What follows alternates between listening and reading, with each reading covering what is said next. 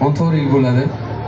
Bu qo'shiqda ham agar misol uchun 5 yosh bo'lgan bo'lsa, hozir necha yosh bo'lgan bo'lsa, 19 yosh. Necha yoshsiz? Как раз siz 5 yoshligingizda chiqqan ekan shu qo'shiq. Qani hali ham qalbingizda qolganmikan yo qolmaganmikan? Eshitib ko'ramiz.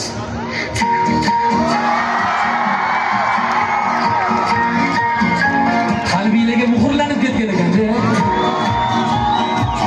Eshitmayapsan qani? 1 2 3 go. Telefonlar, qaranglar telefonlar.